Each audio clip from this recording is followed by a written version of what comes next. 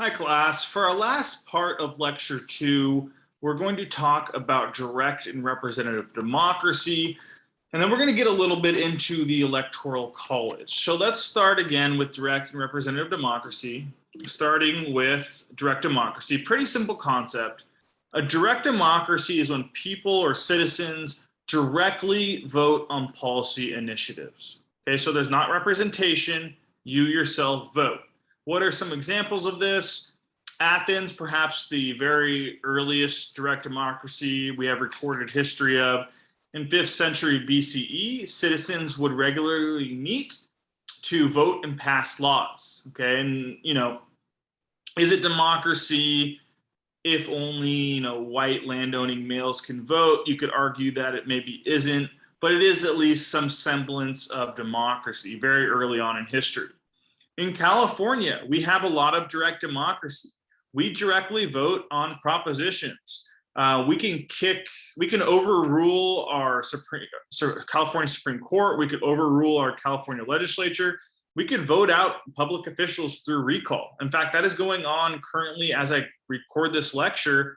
Governor Gavin Newsom is going through a recall in which he might lose. He might win. The polls are kind of split. So a lot of direct democracy in California. All right. Now, moving on, let's talk about indirect or representative democracy. So whereas in direct democracy, you yourself vote for something, in an indirect democracy, you elect someone to vote for you. Okay, so instead of voting on every law or rule or bill or proposition, whatever it might be, you elect someone to vote for you. So in the United States, on a federal level, this is the system we have. All right. We have a Congress. We elect Congress members who go to Washington and vote on our interests. This is an indirect democracy. So in the state of California, we have more of a direct democracy.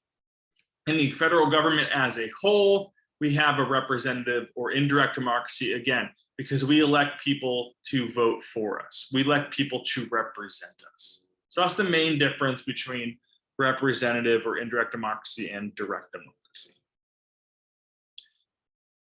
Okay, so a perfect example of how the United States is an indirect representative democracy is how we pick our presidents through the electoral college. Okay, so in the United States, we don't have a straight up election. We don't just count everyone votes, whoever gets the most wins the presidency. That's not how it works. How it works is it's run through an electoral college. Okay, so every state is given a certain number of electoral college votes based on their population. Now, what that number ends up being is the amount of people they have in the House plus the Senate. So for example, in California, we have 53 House members and 2 senators. That means we get 55 electoral votes every presidential election. All right, Californians get the most electoral votes of any other state in the union, simply because more people live in California than in any other state in the United States, okay?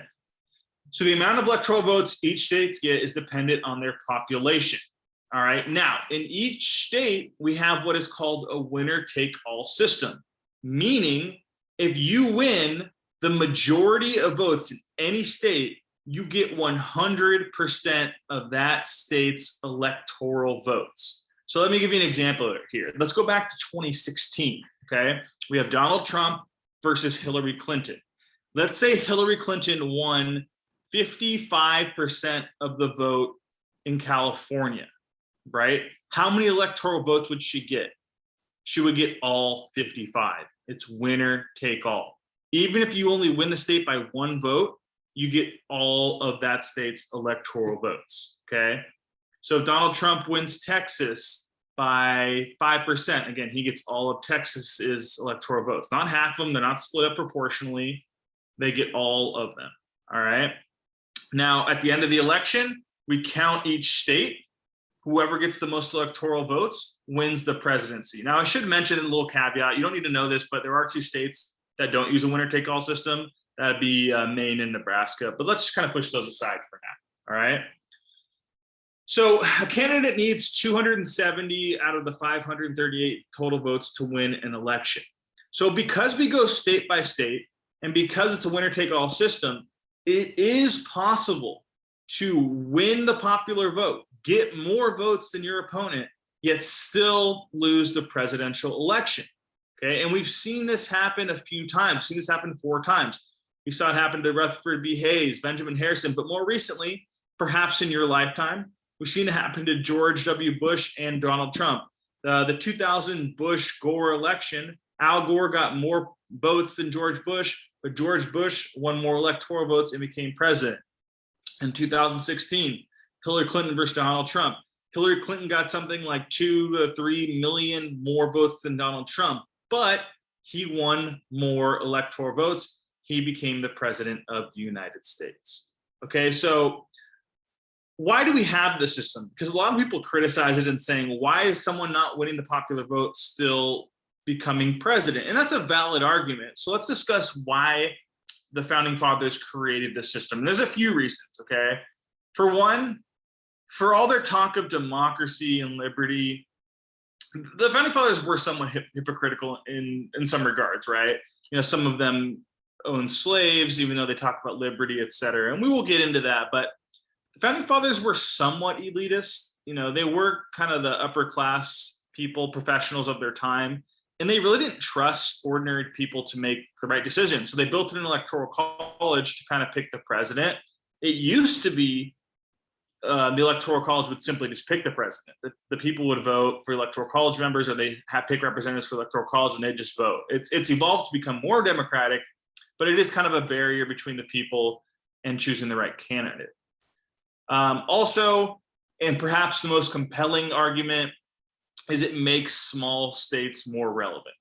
If we did an election, a national election for the president based upon just popular vote, a lot of people say the most populous states, New York and California, would essentially control the outcome to every election. And people don't like that. And to give credence to this argument, they would say, you know, this is a union of 50 states. Our origins started as 13 colonies, okay? And then we banded together as United States. Therefore, every state should have influence on the presidential election. And small states tend to make this argument, right? States like Alaska, North Dakota, South Dakota, where not a lot of people live, they still want those electoral votes. They still want to make a difference. Now, here's a map, an electoral map, which is pretty interesting from the 2016 election. You can see in which the red states are the states that Donald Trump won. The blue states are the states that Hillary Clinton won. The little numbers in there are how many electoral votes each state has. So you can see California has 55, Texas has 38, New York is 29, right?